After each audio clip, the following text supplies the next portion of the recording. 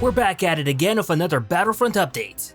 This last week saw Battlefront 2 players feeling quite a bit of mixed emotions, especially with the recent news of the upcoming Palpatine and Anakin nerfs, and that has got people riled up to say the least. In today's video, we've once again got some good and bad news. Well, a little bit more bad news, but that's neither here or there.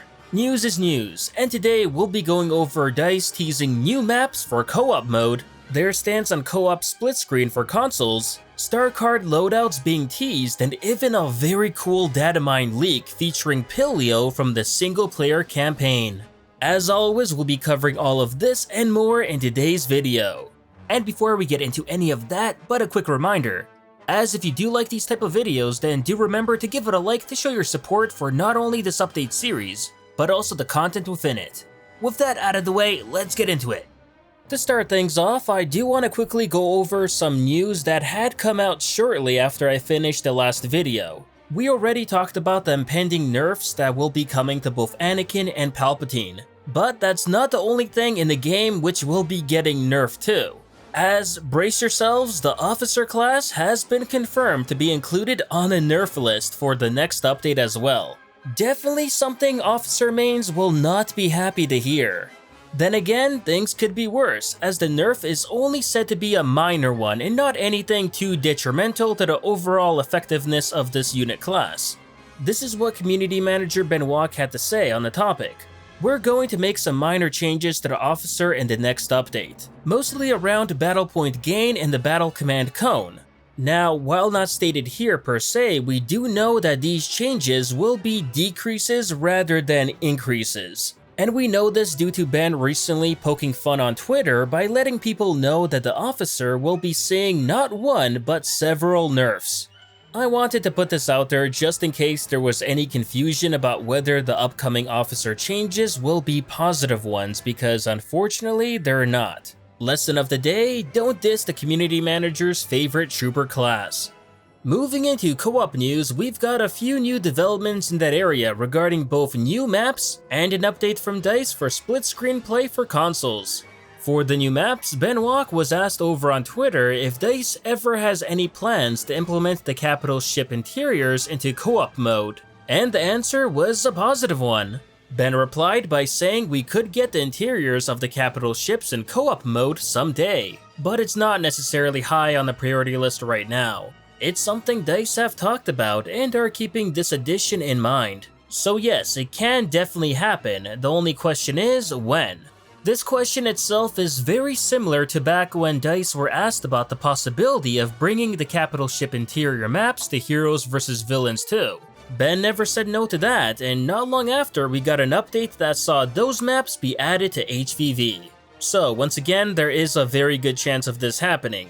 On the other hand, the chances of console players getting an option to play co-op or Capital Supremacy split screen is very low, almost non-existent.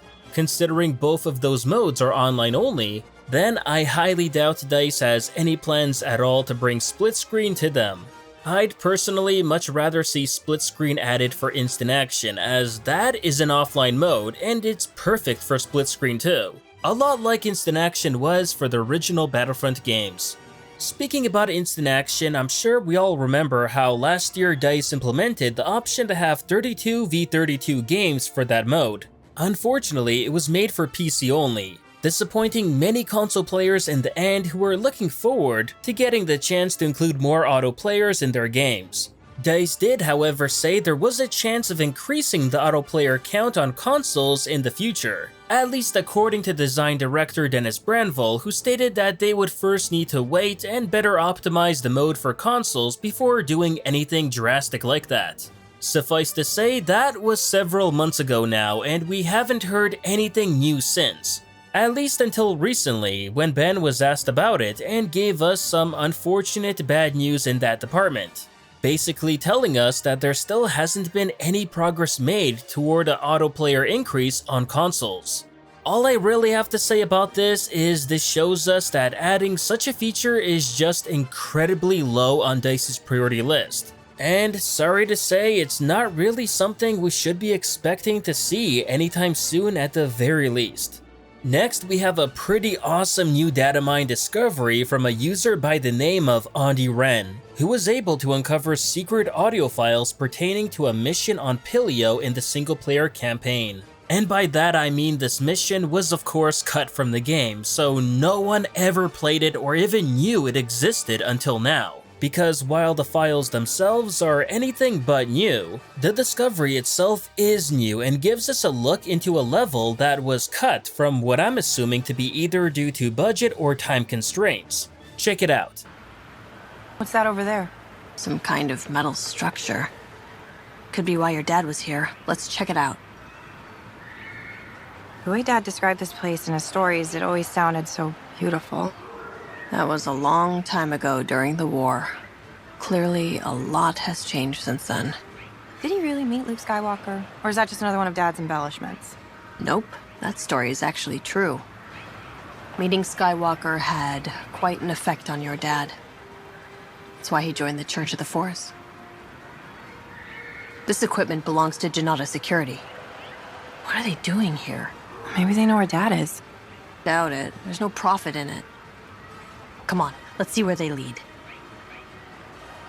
You remember how to use that blaster? Shriv says I'm a better shot than you. Shriv is getting delirious in his old age. Careful, Zay. They look wild.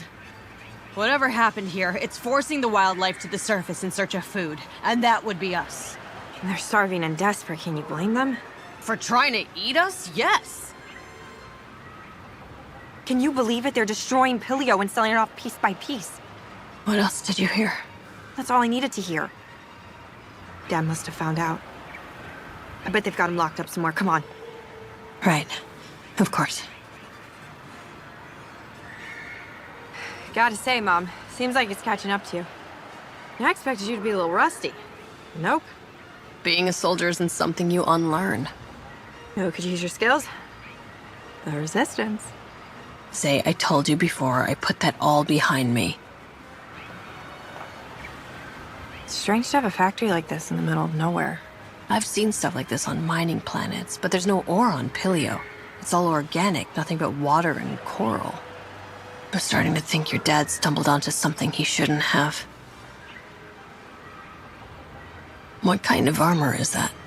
They look like stormtroopers. Not the ones I've seen. Shriv!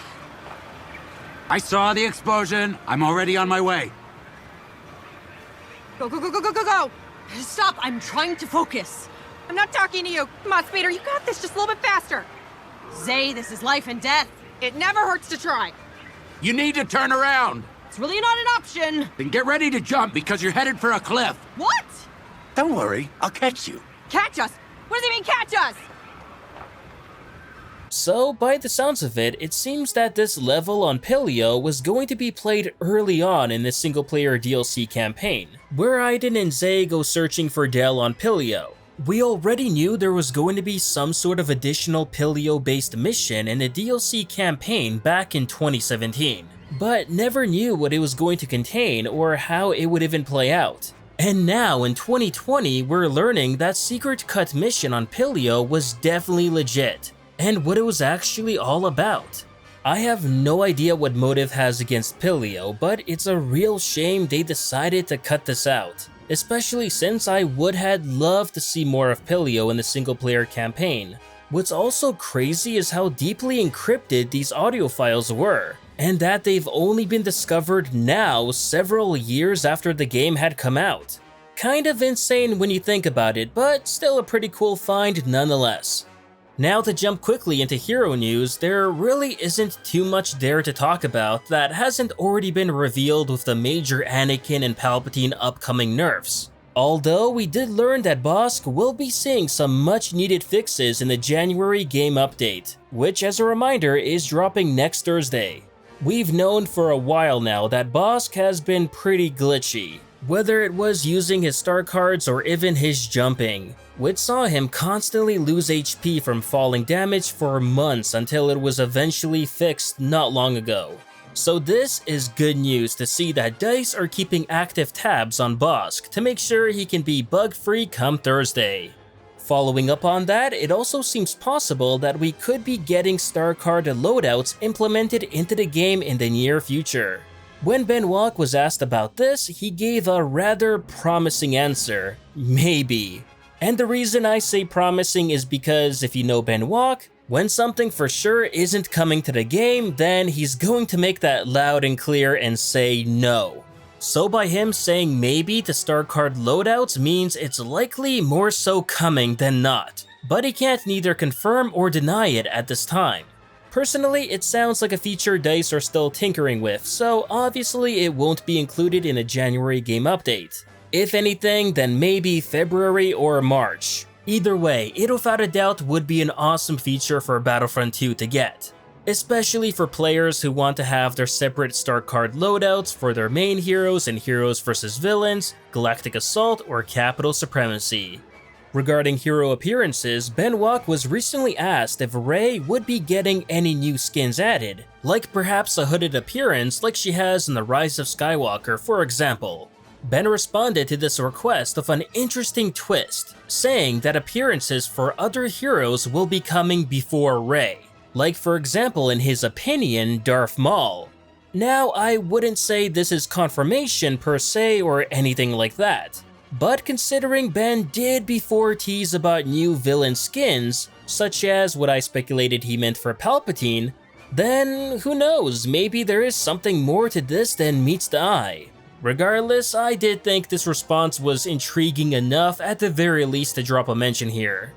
Last but not least, DICE did give us an update regarding if a stat page would ever be coming to the game. And this news shouldn't be too surprising because it's yet another feature low on their list. Ben had this to say, "Down on our list, rather have more content first. We have some original thoughts as to what we could do in the future." This is without a doubt an answer that will frustrate many online players who are desperate for an internal stat page like you see in almost every modern shooter game on the market. Granted, I agree with Ben here about content taking precedence over a stat page. But then again, this is something the user interface team would be working on and not the hero designers, map designers, and so on. So unless the user interface team is split up and working on other parts of the game, which they don't normally work in, then that means DICE is still sadly working with their same small team as before. Because this isn't the first time DICE had devs working outside their specialties. So if that's the case here, then that's a bit of a bummer. On the bright side of things, I am curious to learn what Ben means when he says original ideas they could do in the future. If anything, this at least tells us that DICE do intend to keep supporting Battlefront 2 all throughout 2020. And that is definitely something we can all agree is a good thing. But that'll do it for this Battlefront update. And as always, if you enjoyed this video, please like, share, and subscribe to the channel to not only support it, but keep up with Star Wars news, gaming, and canon lore released every week. And consider following me on Twitter and Facebook to never miss out on the latest Star Wars content. Thanks for watching, and may the Force be with you.